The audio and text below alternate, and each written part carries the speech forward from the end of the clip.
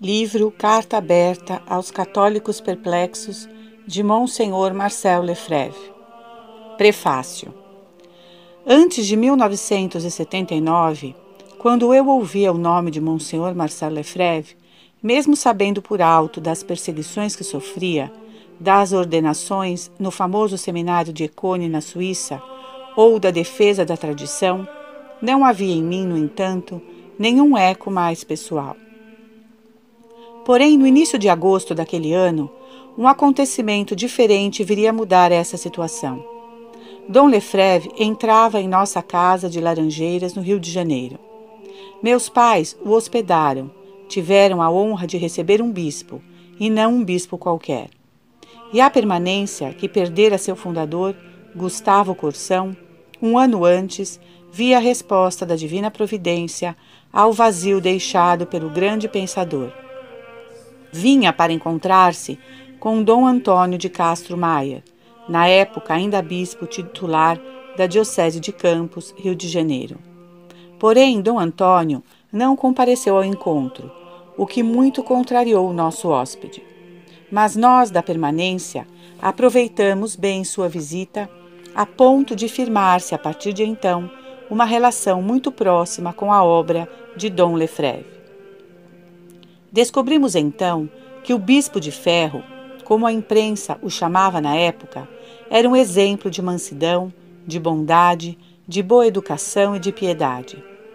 Tomo a liberdade de citar um exemplo de uma de suas marcantes atitudes para que nossos leitores percebam algo do que outrora foi a civilização cristã.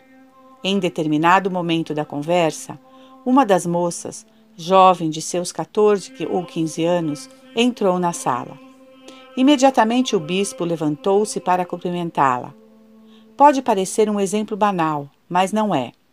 Já naquela época, se um superior entrasse numa sala com jovens, estes não se levantariam, nem para pais, nem para professores, nem para sacerdotes. Ali era o superior, e era um prelado, um bispo, que se levantava para o inferior. Na época, não havia a capela de São Miguel, de modo que minha mãe preparou o necessário para a celebração da Santa Missa em nossa sala de visitas. Todo o grupo de alunos de Gustavo Corsão, com suas famílias e novos frequentadores da permanência, estavam presentes e participaram de uma conversa animada com Dom Lefebvre sobre o drama que nos atormentava a todos, a crise da Igreja. Também não tínhamos missa no Rio de Janeiro, pois o padre que celebrava, escondido para a permanência, tinha sido denunciado e ameaçado de expulsão. Sem poder conversar com o bispo de Campos, nosso visitante seguiu caminho para a Argentina, deixando o perfume da santidade de um grande bispo, confessor da fé, defensor da Santa Igreja. Despedimo-nos sem saber que estaríamos novamente com ele, uma semana mais tarde, por obra dos anjos do céu e para a grande consolação nossa. De fato, no dia 10 de agosto, um grupo numeroso foi ao aeroporto do Galeão, onde um dos amigos ia embarcar para a Europa. Lá chegando, encontramos Dom Lefebvre no saguão, um pouco aflito, pois uma pane do seu avião o havia retirado do aeroporto do Rio, quando ele retornava para a Europa, sem que a companhia aérea tivesse um hotel reservado para os passageiros. Qual não foi sua surpresa ao nos ver diante de si? De lá, seguimos para a nossa casa, avisamos rapidamente a todos, e no dia seguinte de manhã, antes de retornar ao aeroporto, tínhamos novamente a Santa Missa, para a alegria geral. Dom Lefebvre fez, nessa ocasião, um pequeno sermão sobre a vocação sacerdotal e religiosa, que terminava assim: "O que vocês estão esperando para virem comigo?" Foi assim que se iniciou uma verdadeira migração dos moços da permanência para os mosteiros da França. Meu pai, Júlio Fleischmann, orgulhava-se de ter uma foto tirada em 1981 ou 82 das 5 vocações religiosas que nesse momento se encontravam na França. Mesmo se algumas delas não perseveraram no claustro, não deixa de ser um sinal da providência aquela generosidade juvenil e o fato de muitas outras vocações terem continuado a nascer da permanência. Alguns anos mais tarde, em 1983, quando Dom Antônio de Castro Maia já não era mais bispo titular de Campos, ainda na casa de meus pais, aconteceu aquele encontro que falhara em 1979.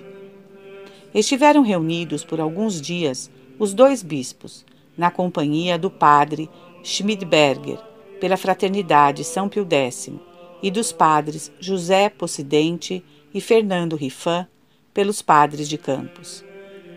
Ali no escritório da casa do Dr. Júlio Fleischmann, foi redigido um manifesto episcopal assinado pelos dois bispos e enviado ao Papa João Paulo II, com severas críticas ao novo direito canônico e a outros pontos da crise da Igreja.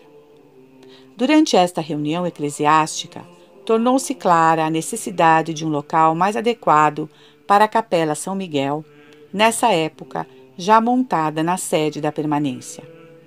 E foi assim que meus pais compraram uma casa meio em ruínas, no Cosme Velho, para onde foi transferida sua residência, ficando a capela no salão principal, independente do resto da casa. O livro que hoje reeditamos foi escrito por Monsenhor Lefebvre em 1984, ou seja, pouco tempo depois dessa reunião no Rio de Janeiro.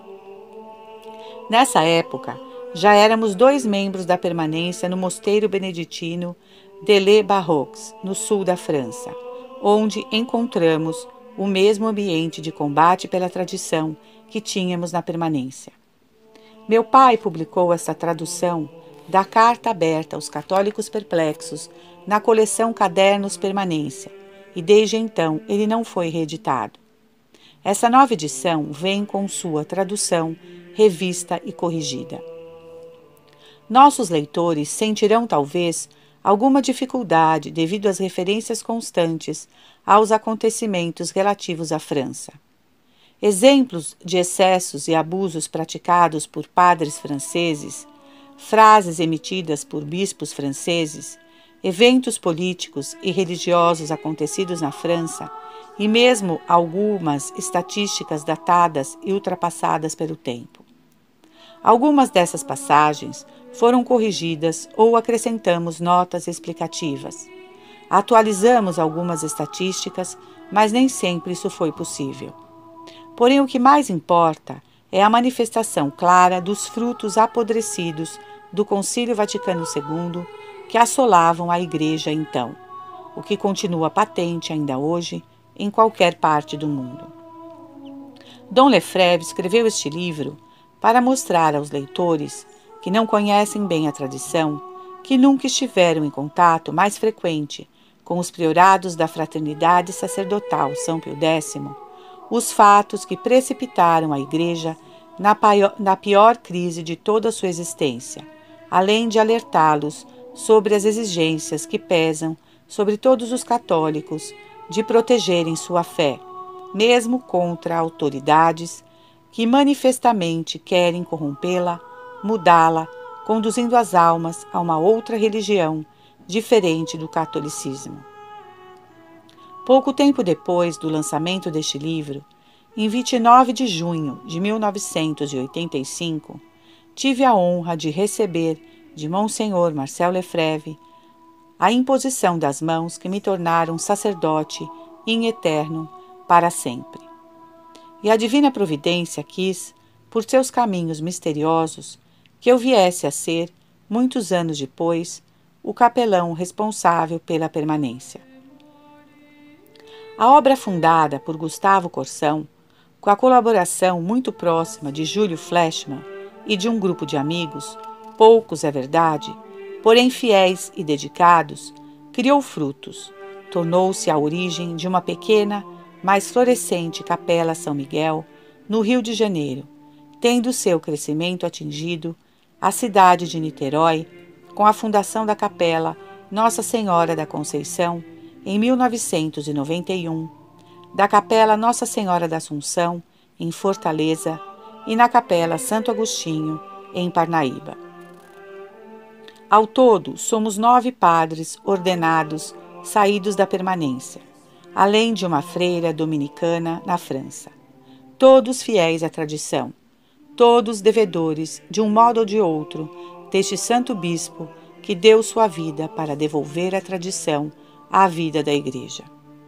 Além dessa obra espiritual, da guarda da fé e das vocações, desenvolvemos nossa editora Permanência, que a princípio, com o trabalho artesanal de publicação de livros católicos antigos, edita hoje, de modo profissional, um belo catálogo de livros conhecidos dos católicos de todo o Brasil.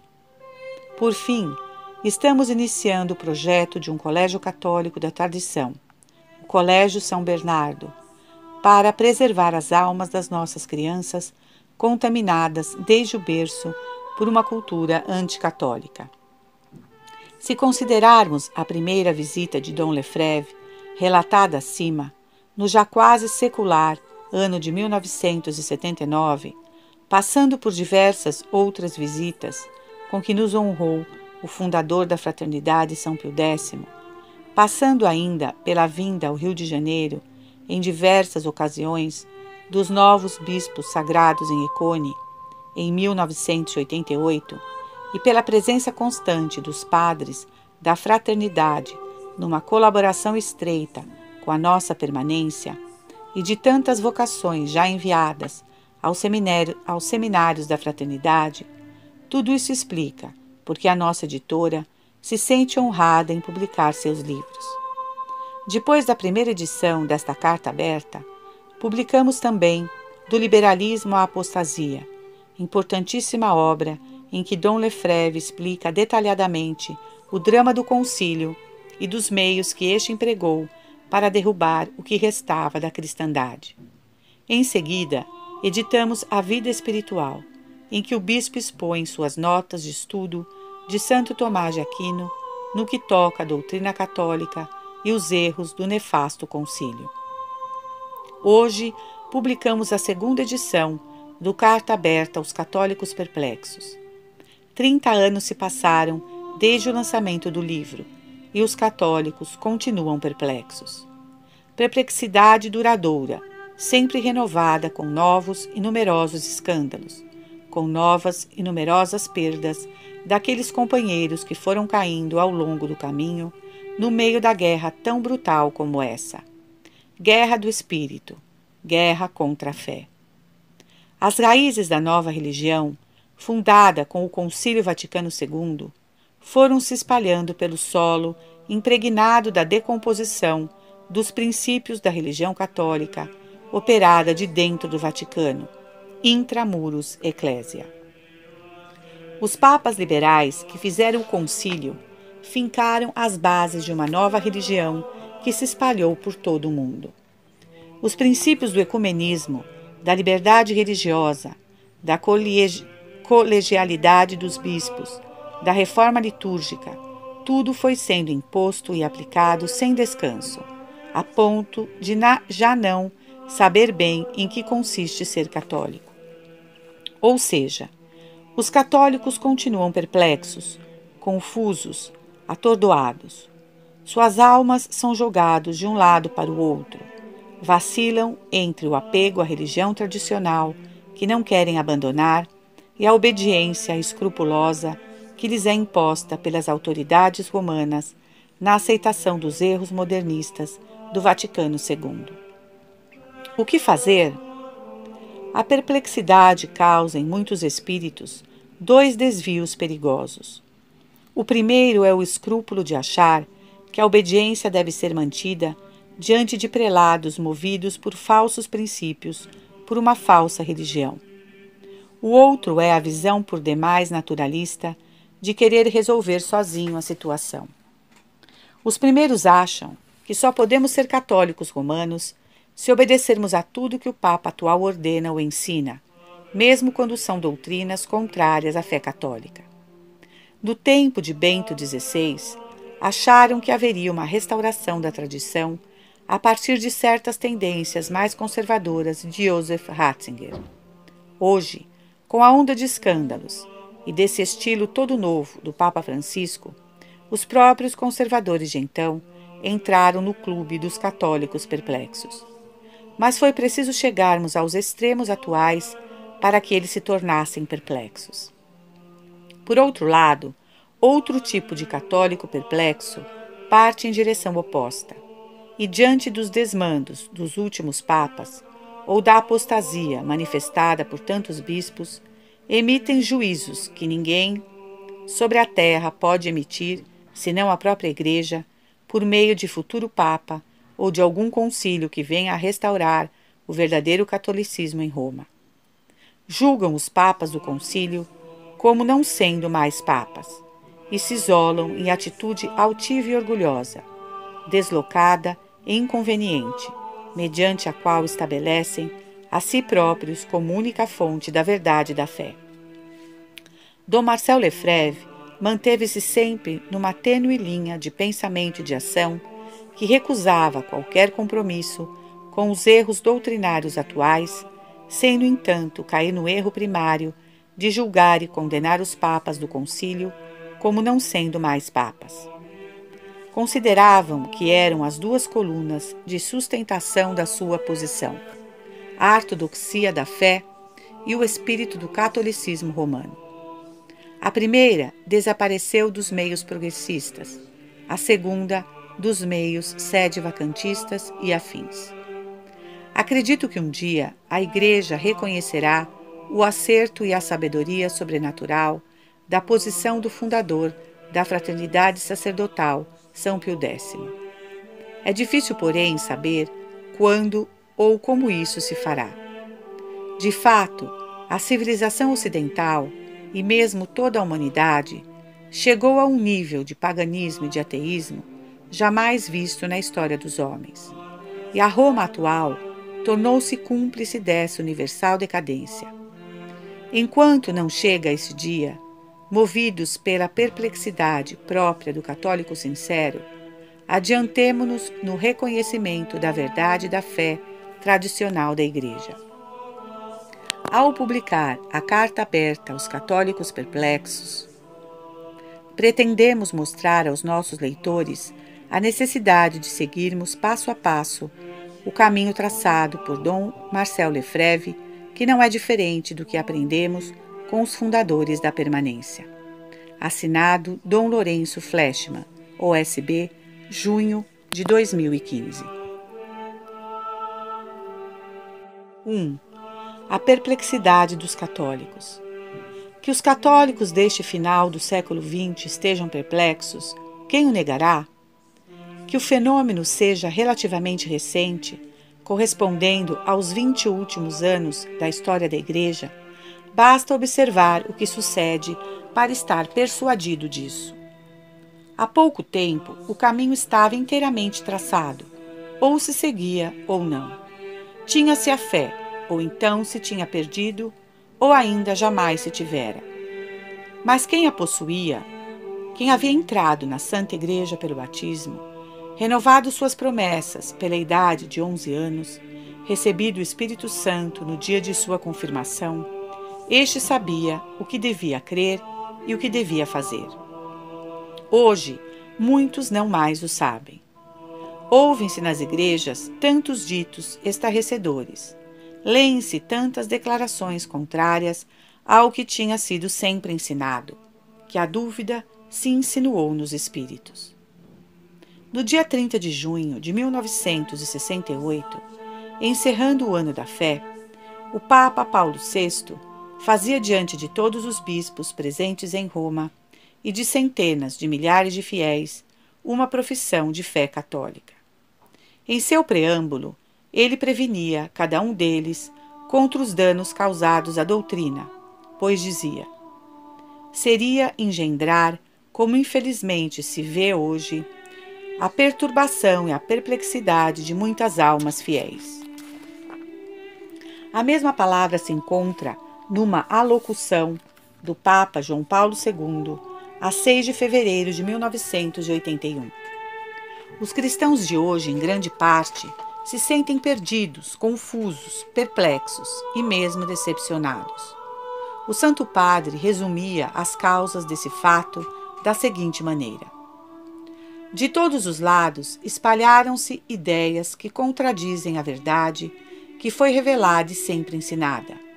Verdadeiras heresias foram divulgadas nos domínios do dogma e da moral, suscitando dúvidas, confusão, rebelião. A própria liturgia foi violada. Mergulhados num relativismo intelectual e moral, os cristãos são tentados por um iluminismo vagamente moralista, por um cristianismo sociológico, sem dogma definido e sem moralidade objetiva. Essa perplexidade se manifesta a todo instante nas conversas, nos escritos, nos jornais, nas emissões radiofônicas ou televisionados, no comportamento dos católicos, traduzindo-se esse último numa diminuição considerável da prática, como testemunham as estatísticas, uma desafeição relativamente à missa e aos sacramentos, um relaxamento geral dos costumes. Foi-se levado a perguntar, por conseguinte, o que provocou tal estado de coisas. A todo o efeito corresponde uma causa. É a fé dos homens que diminuiu por um eclipse da generosidade da alma, um apetite de gozo, uma atração pelos prazeres da vida e pelas múltiplas distrações que oferece o mundo moderno? Não são essas as verdadeiras razões. Elas sempre existiram, de um modo ou de outro. A queda rápida da prática religiosa provém antes do espírito novo que se introduziu na Igreja e que lançou a suspeita sobre um passado inteiro de vida eclesiástica, de ensino e de princípios de vida. Tudo isso se fundava sobre a fé imutável da Igreja, transmitida pelos catecismos que eram reconhecidos por todos os episcopados. A fé se estabelecia sobre certezas. Abalando-as, semeou-se a perplexidade. Tomemos um exemplo. A Igreja ensinava, e o conjunto dos fiéis acreditava, que a religião católica era a única verdadeira. Com efeito, ela foi fundada pelo próprio Deus, enquanto que as outras religiões são obras dos homens. Em consequência disso, o cristão deve evitar toda relação com as falsas religiões e, de outra parte, fazer tudo para trazer os seus adeptos à religião de Cristo. Isso é ainda verdadeiro?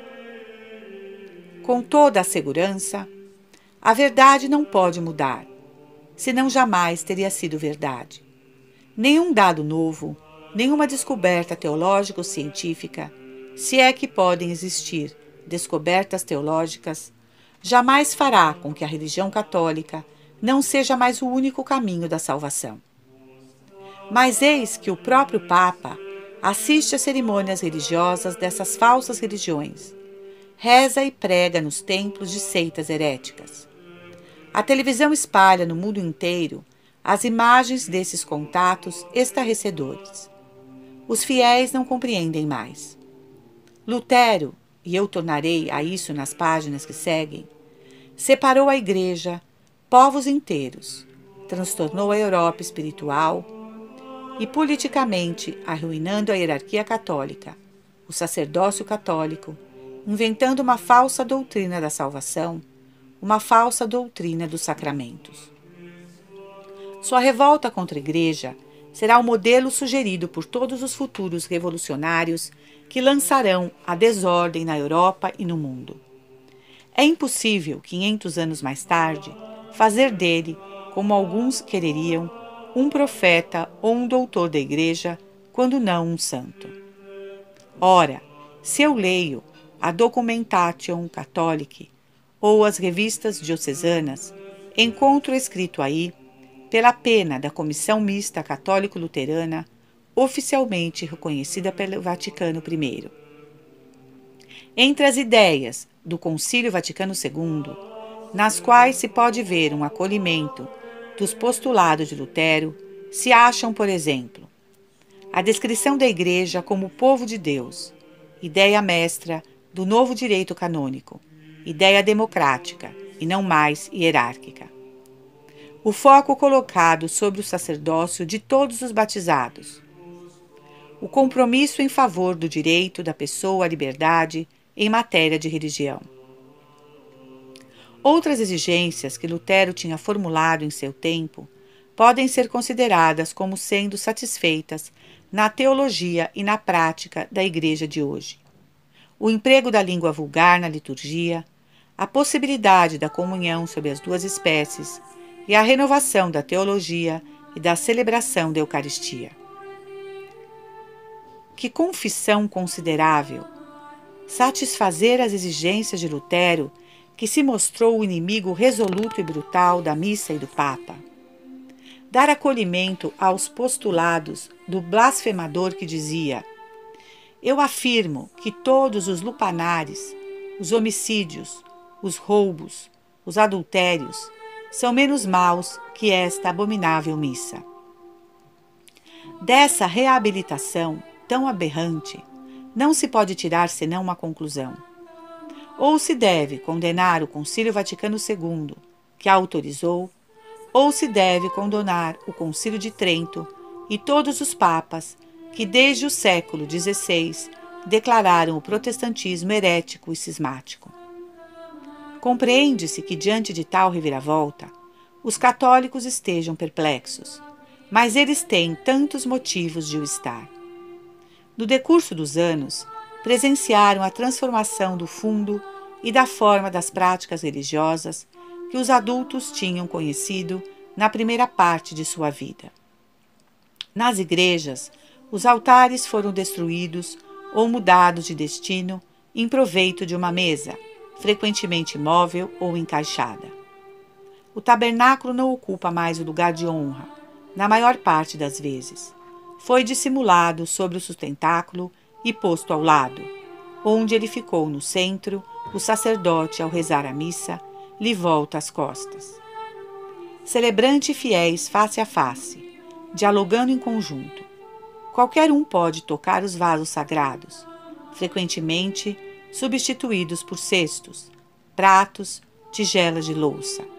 Leigos, inclusive mulheres, distribuem a comunhão que se recebe na mão. O corpo de Cristo é tratado com uma falta de reverência que insinua dúvida sobre a realidade da transubstanciação. Os sacramentos são administrados de um modo que varia conforme os lugares. Tomarei como exemplos a idade do batismo e da confirmação, o da bênção nupcial, acompanhada de cantos e de leituras que nada têm a ver com a liturgia, tomadas de empréstimo a outras religiões ou de uma literatura decididamente profana, quando não exprimem simplesmente ideias políticas. O latim, língua universal da Igreja, e o gregoriano desapareceram de um modo quase geral.